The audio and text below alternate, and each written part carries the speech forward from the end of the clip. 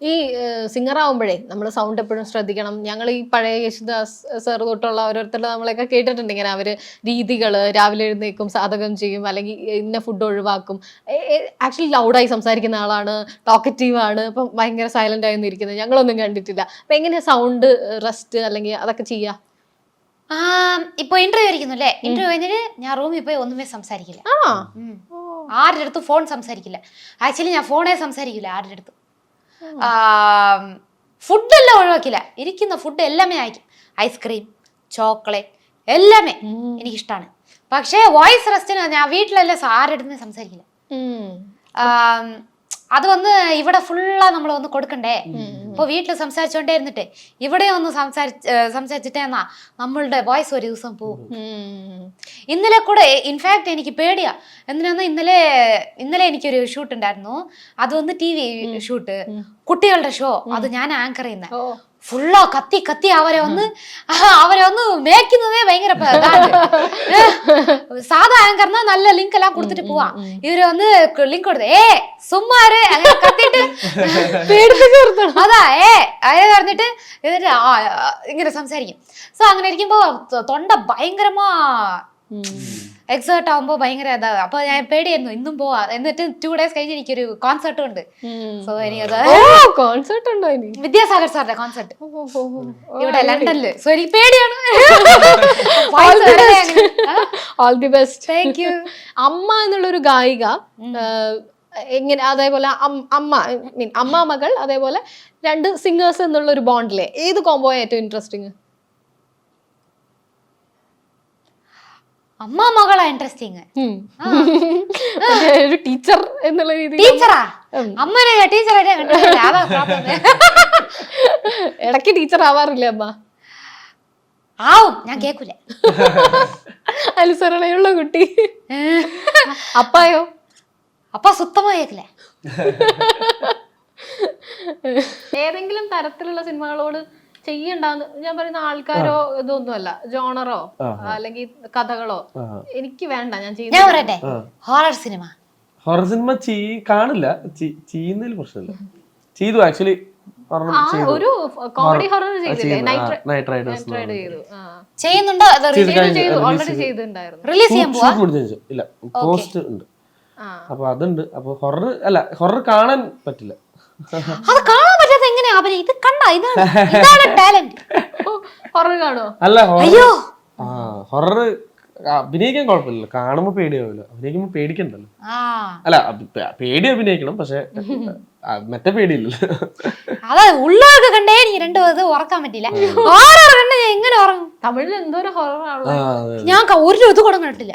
ഞാനൊരു തമിഴ് ഹൊറർ കാണാൻ പോയിട്ട് പകുതിന്ന് ഇറങ്ങി പോന്നായിരുന്നു.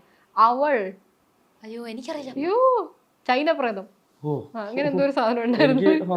ഹൊറർ കാണാൻ പറ്റത്തില്ല. പക്ഷെ എനിക്ക് അങ്ങനെ ഇന്നൊരു ചെയ്യുമ്പോ അങ്ങനെ നമുക്ക് ഇഷ്ടപ്പെടുന്നത് പൂർണ്ണമായിട്ട് ഇഷ്ടപ്പെടുവാണെങ്കിൽ ചെയ്യാ. മായ കാണാൻ പോയിട്ട് ഒരാഴ്ച മായ കുളന്ത എങ്കിട്ട് ഇറക്കെ മാത്രമായിരുന്നു എനിക്കത് മാത്രം. ഞാൻ എവിടെ നോക്കുമ്പോ മായ കുളന്ത എന്ന് പറയുന്ന നയൻതാര മാമിന്റെ തമിഴിലെ ഹൊറർ കുറച്ചുകൂടെ ഹൊററായിട്ട് എനിക്ക് ഫീൽ ചെയ്യാറുണ്ട്. മാത്യു പറഞ്ഞ പോലെ ഈ ലൈഫ് പോവാണല്ലോ സിനിമയിൽ. നമ്മുടെ ഒരു എന്താ പറയാ, ഡെവലപ്പ് ചെയ്യുന്നില്ല, നമ്മൾ പേഴ്സണാലിറ്റി ഡെവലപ്പ് ചെയ്യുന്ന പ്രായത്തിലാണ് കയറുന്നത്. നമുക്ക് ആ സമയത്ത് എന്ത് വേണേ, നമ്മുടെ കയ്യിലേക്ക് കാശ് വരുന്നു. ഒരു പക്ഷെ ഒരു 18 ഒരാൾക്ക് വരാത്ത കാശ ആ സമയത്ത് നമുക്ക് വരുന്നത്. ഏൺ ചെയ്യില്ലല്ലോ. എന്ത് പറഞ്ഞ 21+ അങ്ങനെ ഒരു മണി സാധാരണ ആൾക്കാർക്ക് വരുള്ളൂ. ഫെയിം വരുന്നു, നമുക്ക് എല്ലാം മാറുന്നു, ഫുൾ പെട്ടെന്ന് മാറുമല്ലേ. അപ്പൊ അതിനോട് എങ്ങനെയാ യോജിച്ചു പോയി ഇങ്ങനെ ഇപ്പോഴും ആ ഒരു ബാലൻസിൽ പോകുന്നത്? അല്ല, അത് ഇപ്പൊ വർക്ക് റെക്കഗ്നൈസ് ചെയ്യുമ്പോൾ ഭയങ്കര സന്തോഷമുണ്ട്. അല്ലെങ്കിൽ ഇങ്ങനൊരു സിനിമയിൽ അഭിനയിക്കാൻ ജനറലി ഫിലിമിൽ വർക്ക് ചെയ്യാൻ പറ്റുന്നതൊക്കെ ഭയങ്കര ഗ്രേറ്റ്ഫുൾ ആയിട്ടുള്ള ഒരു കാര്യമാണ്. ഒരിക്കലും ഞാൻ അങ്ങനെ ആഗ്രഹിച്ചിട്ടൊന്നുമില്ല, പക്ഷെ എന്നാലും ചെയ്തു തുടങ്ങിയപ്പോൾ ഭയങ്കര, എനിക്ക് പേഴ്സണലി ഭയങ്കര സാറ്റിസ്ഫാക്ഷനും അല്ലെങ്കിൽ നമുക്ക് എന്തെങ്കിലും ചെയ്യാൻ ഇനിയും തോന്നുന്നൊക്കെ ഒരു ഫീൽഡാണ്. അല്ലെങ്കിൽ സിനിമകൾ ഭയങ്കര ഇഷ്ടമാണ്. അപ്പോൾ അതിലൊക്കെ വർക്ക് ചെയ്യാൻ പറ്റിയതിൽ ഭയങ്കര ഗ്രേറ്റ്ഫുൾ ആണ്. അപ്പോൾ അതിൽ റെക്കഗ്നൈസ് ആവുക എന്നുള്ളത് ഭയങ്കര ഹാപ്പി ആയിട്ടുള്ളൊരു കാര്യം. നമ്മുടെ വർക്ക് ഒരാളെ നോട്ട് ചെയ്യുക, അല്ലെങ്കിൽ നമ്മളെ കാണുമ്പോൾ ഒരാൾക്ക് സന്തോഷമാവുക, അല്ലെങ്കിൽ ഇപ്പോൾ ഈവൻസേ നമ്മുടെ കൂടെ ഒരാൾ വന്ന് ഫോട്ടോ എടുക്കാനൊക്കെ വരുന്നത് ഭയങ്കര ഒരു വലിയ കാര്യമാണത്. ഒരാൾക്ക് വെറുതെ നമ്മുടെ കൂടെ വന്ന് ഫോട്ടോ എടുക്കേണ്ട കാര്യം ഇല്ലല്ലോ. അപ്പൊ അതൊരു റോട്ടിലെല്ലാം പോയാ അപ്പൊ ഫോട്ടോ എടുക്കുക.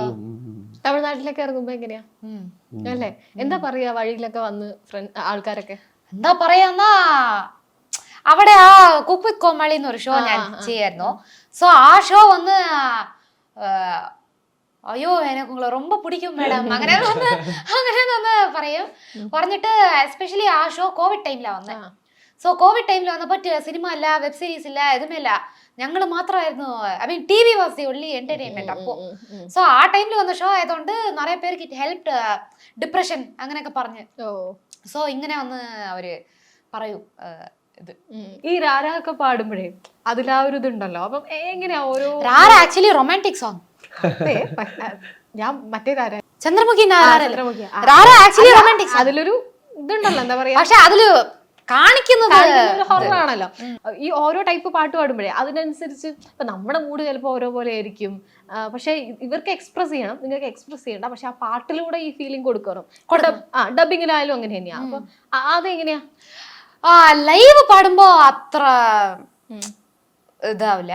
റെക്കോർഡിങ്ങിന് പോകുമ്പോ ഒരു 2-3 വാട്ടി അതാണ് ആക്ടിങ് വന്ന് ഒരുമാതിരി ഡിഫറെന്റ്. എനിക്കറിയില്ല ആക്ടിങ്ങില് കുറെ ടേക്ക് ഇങ്ങനെ പോവോ ഫോർ ദ പ്രിപ്പ്. ഇല്ലെങ്കിൽ എടുത്തോടനെ ക്യാരക്ടർ അടിക്കും, അല്ലെങ്കിൽ എടുക്കും. ചിലത് പെട്ടെന്ന് വരും, അല്ലെങ്കിൽ ചിലത് സെയിം പ്രോസസ് തന്നെയാ. മൈക്കിന് മുമ്പിൽ കുറച്ച് ടൈം എടുക്കും. ലൈവ് ആണോ അതാണോ ഏറ്റവും ഇഷ്ടം? റെക്കോർഡിംഗ് ആണോ ഇഷ്ടം? പക്ഷെ ഓഡിയൻസിന്റെ ആ ഒരു പൾസ് ഇങ്ങനെ അതും ഇഷ്ടാ. പക്ഷെ റെക്കോർഡിംഗ് വന്ന് അതൊരു പേഴ്സണൽ എക്സ്പീരിയൻസ്, അതുകൊണ്ട് പിന്നെ നമുക്ക് ഇത് ചെയ്യാനും കറക്റ്റ് ഒക്കെ ചെയ്യാനും ഫ്രീഡം. ചില സിംഗേഴ്സ് പറയും എനിക്ക് ആ ഓഡിയൻസിന്റെ പൾസ് ഇങ്ങനെ അതുണ്ട്. പക്ഷേ ലൈവ് വന്ന് ഞാൻ കുറച്ച് കോൺഷ്യസ് ആണ്. ഞാൻ കുറച്ച് കോൺഷ്യസ് ആയ ഒരു സിംഗർ. സോ ലൈവ് വരുമ്പോ എനിക്ക് ഒന്ന് ഓഫ് കോഴ്സ് എനിക്ക് അത് ഇഷ്ടമാണ്. അതൊരു കിക്ക്, അതൊരു വേറെ മാതിരി ഒരു ബൂസ്റ്റ് ആണ്. പക്ഷേ എനിക്ക് ഉള്ളുക്കുള്ള ഭയങ്കര ഒരു നിവിൻ പാളി ഓം ശാന്തി ആശാനല്ലേ നസ്രിയ പറയല്ലേ, ഉള്ളില് ഒരു മഞ്ഞ് അത്. ഓക്കെ, അപ്പൊ ലവ്ലി മെയ് 2 തിയേറ്ററിൽ വരികയാണ്. അപ്പൊ വെയിറ്റിംഗ് ആണ് ഈച്ചയുടെ ശബ്ദത്തിനും ബോണിയെ കാണാൻ വേണ്ടിട്ട്. ഇനി ഈ പേര് ഒന്നിച്ച് അഭിനയിക്കട്ടെ. എല്ലാ ഡയറക്ടറും ഫോട്ടോ എടുത്ത് വെച്ചാ നോക്കിക്കോ ഏതെങ്കിലും പടം ഉണ്ടോ.